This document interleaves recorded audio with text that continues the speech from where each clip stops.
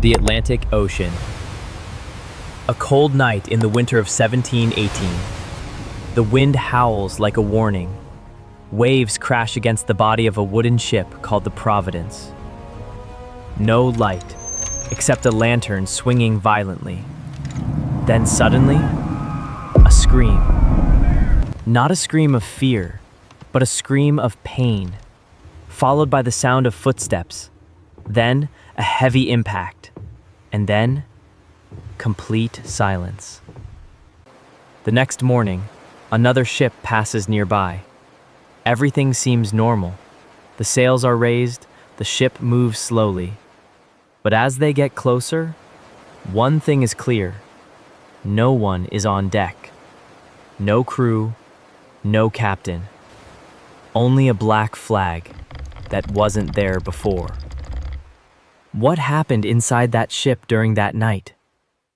The captain, Edward Harrison, age 42, formerly served in the Royal Navy, a man who knows no mercy. To him, the crew are not human, they are tools. Everything is built on obedience. But aboard the ship, there was a different man, Thomas Kane, 23 years old. A young sailor, quiet, reserved, but his eyes never rest. He watches, calculates, waits. Thomas wasn't the strongest, nor the most experienced, but he was the most dangerous, because he was no longer afraid. Life on merchant ships in the 18th century was a living hell. Food, moldy bread, and contaminated water. Sleep in cramped, damp, dark quarters. Diseases everywhere, with no cure. But worst of all, the captain. Edward Harrison believed fear was the only way to control. Any small mistake meant a whipping. Any objection meant imprisonment below deck. And sometimes it meant death. And as the days passed, something began to change. Fear was turning into hatred. On a gray day, with a heavy sky, one of the sailors, William, collapses to the ground. Exhaustion, hunger, illness. He cannot stand. The crew watches, in silence. The captain approaches slowly, looks at him, then gives a single order. Lift him. They try, but William cannot. Then the captain shouts, "Whip him!" The whipping begins. One strike, then another. Blood begins to show. The crew watches, but this time, something is different. No one looks away. Everyone watches. Until the end. Until William stops moving. Silence fills the space. Thomas looks around and sees the truth for the first time. No one is afraid anymore. That night, the wind is calmer, but the tension on the ship is not. Thomas sits in the dark, around an old wooden crate. Around him, 3 men, then 5, then 7. No one raises their voice, only whispers. One says, "We're all going to die." Thomas replies calmly, "We're already dying." Silence. Then the sentence that changes everything. Tomorrow, there will be no captain. But the plan isn't simple. The crew is divided. Some want mutiny, some are afraid, and some are loyal to the captain. And that is the most dangerous thing, because any mistake, any wrong word, means the captain will know. And if he knows, there will be no mutiny. There will be a mass execution. The hour approaches midnight. The ship sways slowly with the waves. The sky is completely black. Thomas moves. Behind him, only 6 men. Their faces are pale, but their eyes are determined.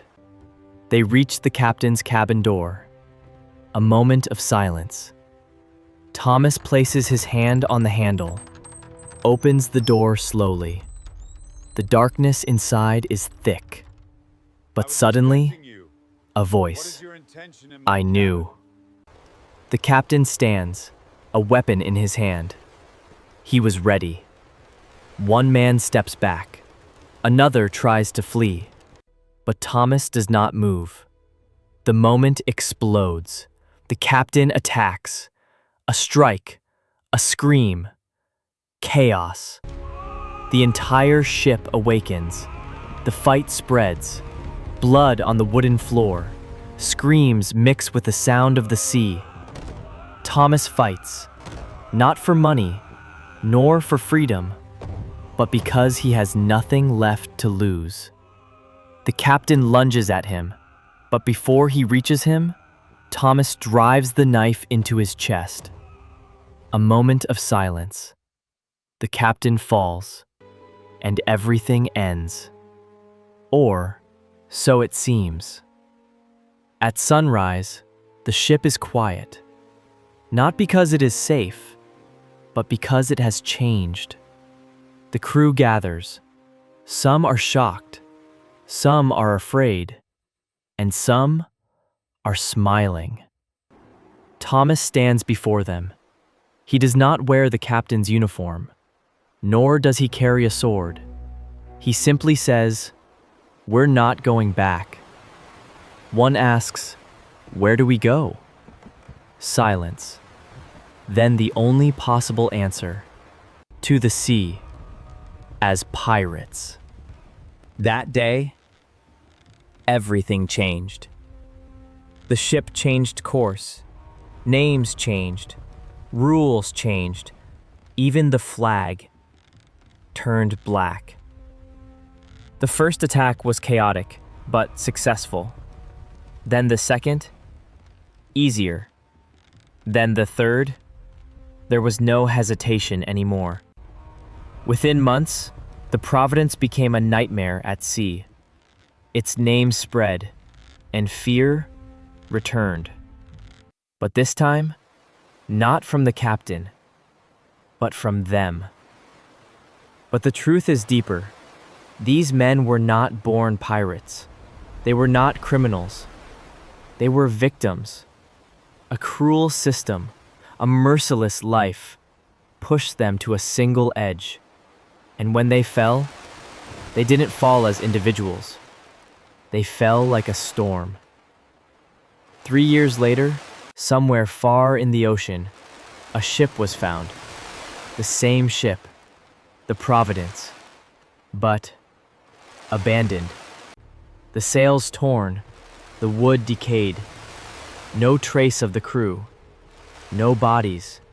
No signs of struggle. Not even footprints. Only one thing remained. A black flag, moving slowly with the wind. As if the ship was not abandoned, but left. So did the crew disappear? Or did the sea take them, as it took so many others?